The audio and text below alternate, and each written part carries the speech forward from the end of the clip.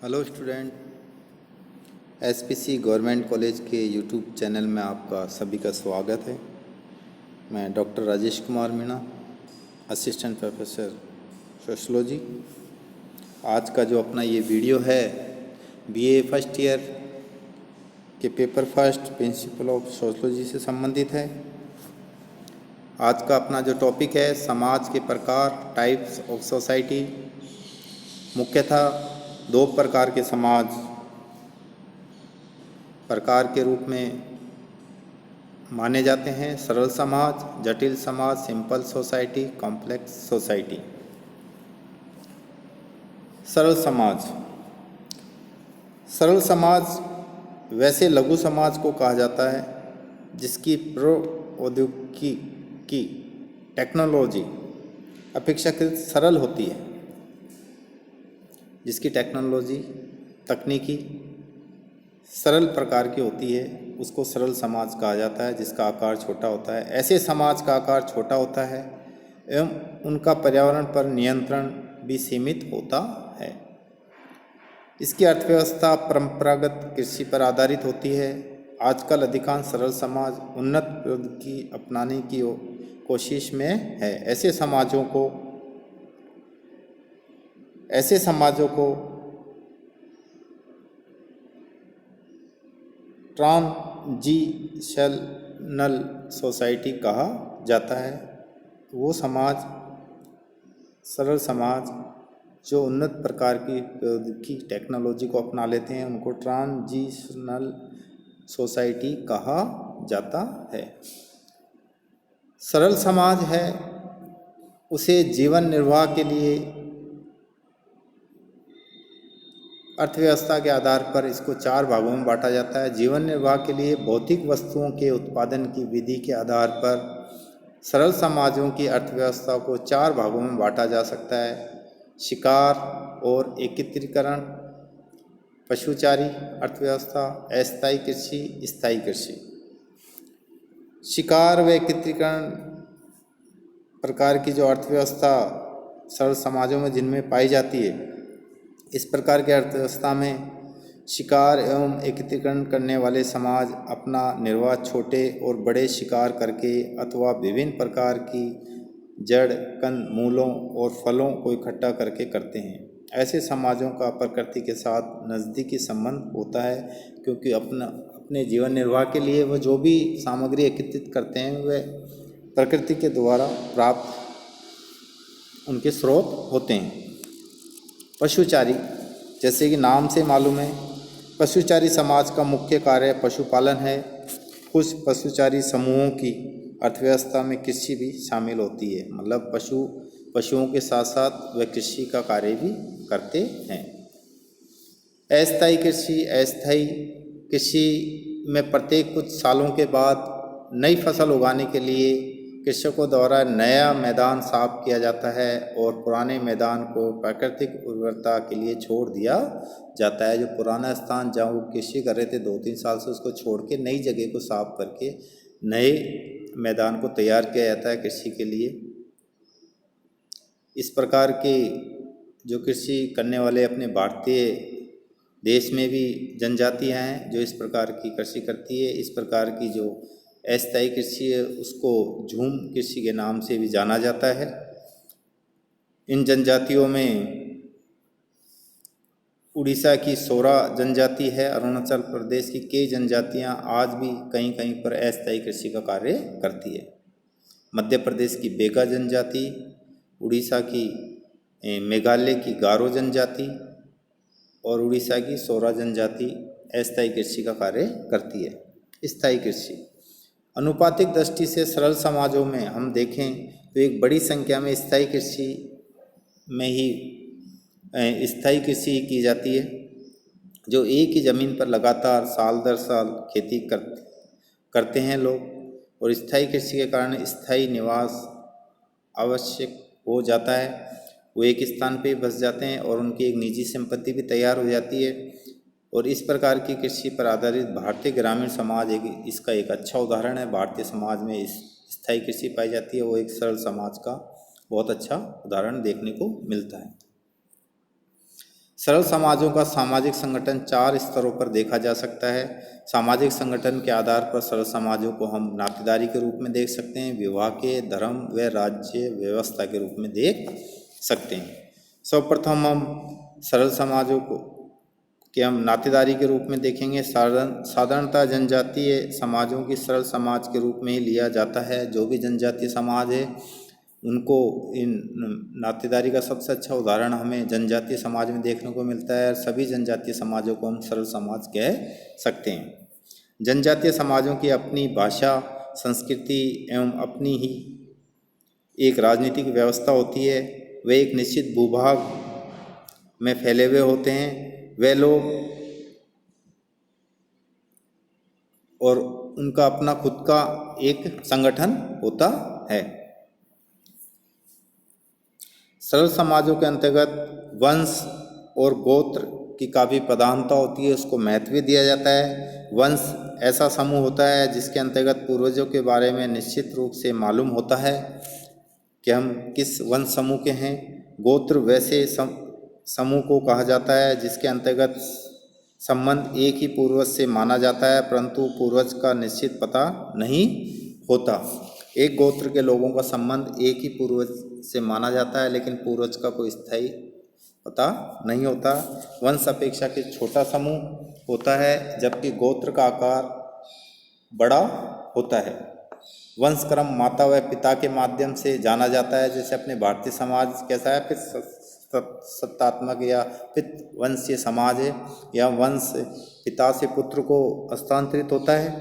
लेकिन कुछ जनजातियों में मातृ वंशीय समाज भी यहाँ देखने को मिलता है।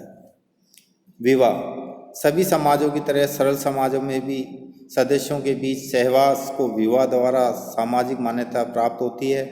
सरल समाजों में एक विवाह प्रथा सबसे अधिक प्रचलित विवाह प्रथा है।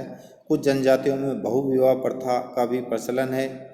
बहुविवाह के 2 रूप हैं, बहुपत्नी विवाह व बहुपति विवाह। उत्तर प्रदेश की खासा जनजाति और तमिलनाडु की टोडा जाति में बहुपति प्रथा का प्रचलन आज भी देखने को मिलता है। धर्म सरल समाजों में साधारणतः मतलब जो प्रौद्योगिकी टेक्नोलॉजी वो सिंपल प्रकार की टेक्नोलॉजी होने के कारण यहाँ के लोग प्राकृतिक पर्यावरण पर बहुत अधिक निर्भर रहते हैं, और जो प्राकृतिक जो शक्तियाँ हैं उनको भी वो नियंत्रित नहीं कर पाते। वह जंगल की आग, बाढ़ हुआ या किसी प्रकार की आपदा आती है तो उसको एक दैवीय शक्ति के रूप में, प्रकोप के रूप में मानते हैं।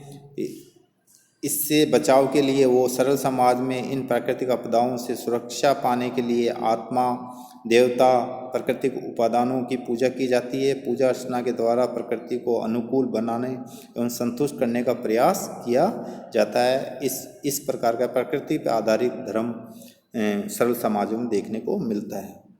राज्य व्यवस्था सरल समाजों के अंतर्गत समाज की कानूनी व्यवस्था की जिम्मेदारी पूर्ण रूप से राज्य में केंद्रित नहीं होती। सरल समाजों जो है उनकी जो कानूनी व्यवस्था है वो स्वयं खुद के संगठन, खुद की संस्थाओं के द्वारा उसको नियंत्रित किया जाता है। राज्य का हस्तक्षेप को इतना वो उचित नहीं मानते। धार्मिक एवं सामाजिक संस्थाओं के द्वारा समाज में कानून व्यवस्था का कार्य सरल समाजों में किया जाता है, जबकि जटिल समाजों में नियम कानूनों का पालन का कार्य मुख्य रूप से राज्य के द्वारा संपादित किया जाता है। सरल समाजों में राजनीतिक व्यवस्था 2 समूहों में विभाजित होती है। एक होती है शिरस्थ, दूसरी होती है शिराहीन। शिरस्थ राजनीतिक व्यवस्था में समाज के द्वारा मान्यता प्राप्त मुखिया, प्रधान या राजा होता है। इस प्रकार की राजनीतिक व्यवस्था में जो मुखिया होता है, जो प्रधान, जो राजा होता है, जिसको समाज ने मान्यता दी है, वो उसी का सब कहना मानते हैं, और वही जो समाज के नियम कानूनों का पालन लोगों से करवाता है। शिराहीन शिराहीन का मतलब है नेतृत्वहीन राजनीतिक व्यवस्था वह होती है जिसमें उस समूह का जो सबसे बुजुर्ग लोग होता है वो उसका दायित्व संभालता है, मुखिया या प्रधान या नेता का, और उसके द्वारा ही मतलब कि कानूनों की और नियमों की पालना करवाई जाती है। तो ये था सरल समाजों का सामाजिक संगठन के आधार पर सरल समाजों को 4 भागों में इन्होंने बांटा है। सामाजिक संगठन के स्तर देखने को मिलते हैं। जटिल समाज, जटिल समाजों को 2 उपखंडों में विभक्त किया जा सकता है, आधुनिक समाज व आधुनिकोत्तर समाज। आधुनिक समाज की विशेषता जो मुख्यतः है, पहली है पूंजीपतियों द्वारा अधिक मुनाफा कमाने की दृष्टि से भारी उत्पादन, उच्च प्रौद्योगिकी का प्रयोग, महानगरों का विकास, नौकरशाही संगठन, शिक्षा एवं वैज्ञानिक चिंतन का प्रसार।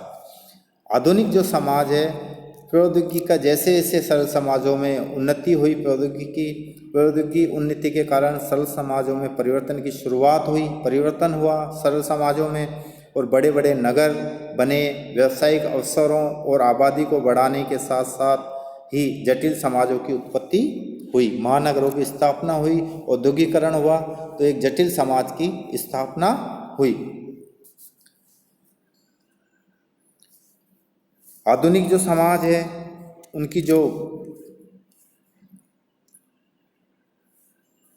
विशेषता मैंने आपको बताई थी, आधुनिक समाज की विशेषता पूंजीपतियों द्वारा अधिक मुनाफा कमाने की दृष्टि से भारी उत्पादन किया जाता है। आधुनिक समाज में उच्च प्रौद्योगिकी का प्रयोग किया जाता है, महानगरों का विकास, नौकरशाही संगठन पाया जाता है, शिक्षा एवं वैज्ञानिक चिंतन का प्रसार पाया जाता है।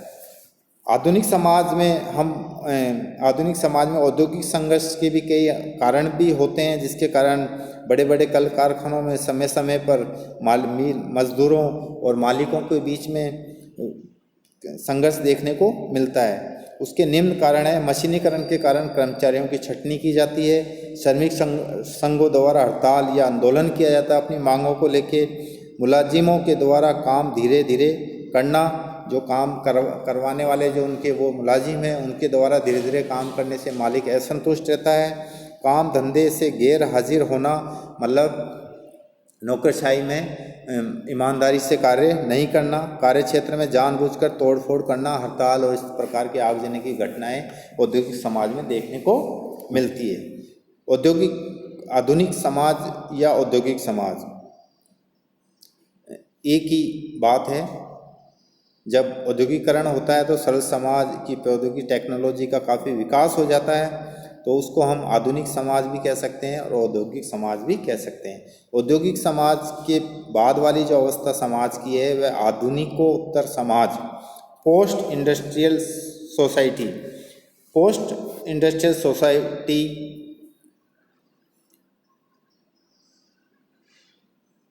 से पूर्व हम आधुनिक समाज की विशेषताओं को देखेंगे।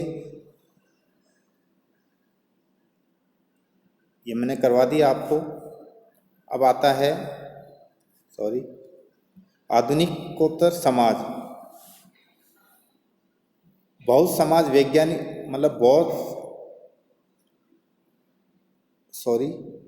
समाज वैज्ञानिकों ने विकसित देशों को आधुनिकोत्तर समाज कहना पसंद किया है। कुछ लोग इसे पोस्ट इंडस्ट्रियल समाज भी कहते हैं। तात्पर्य यह है, जब औद्योगिकतर समाज की प्रमुख विशेषता यह है कि यहाँ पूर्णतः जो उत्पादन होता है वो गैर कृषि के कामों से जुड़ा हुआ रहता है। लोगों के जीविकोपार्जन का मुख्य साधन उद्योग, व्यापार एवं विशिष्ट सेवा होता है, एवं समाज में व्यवसायी एवं तकनीशियन का प्रभाव कुछ ज़्यादा ही होता है। तरक्की एवं चिंतन का आधार विज्ञान होता है। इसलिए कुछ लोगों ने औद्योगिकोत्तर काल को वैज्ञानिक युग भी कहना पसंद किया है। इस पोस्ट इंडस्ट्रियल सोसाइटी में यातायात एवं संचार के साधनों में इतनी अधिक वृद्धि हो गई है कि अब लोग एक दूसरे के काफ़ी निकट आ गए हैं यातायात और इन साधनों के द्वारा, और इस दुनिया का आकार सिमटता जा रहा है। हर देश, हर क्षेत्र के लोग आपस में एक दूसरे के संपर्क में आ चुके हैं, और यही कारण है कि अब वैश्विक गांव, ग्लोबल विलेज की भी कल्पना की जा रही है। लोगों की निर्भरता मशीनों पर इतनी अधिक हो गई है कि वे कम से कम शारीरिक योगदान देकर अधिक से अधिक भौतिक सुखों का लाभ उठाना चाहते हैं। तो आधुनिकोत्तर समाज जो है उसको पोस्ट इंडस्ट्रियल सोसाइटी भी कहा जाता है। अधिकांश जो समाजशास्त्री है वो जो विकसित देश हैं, विकसित देशों को आधुनिकोत्तर समाज कहना ज़्यादा पसंद करते हैं। धन्यवाद स्टूडेंट।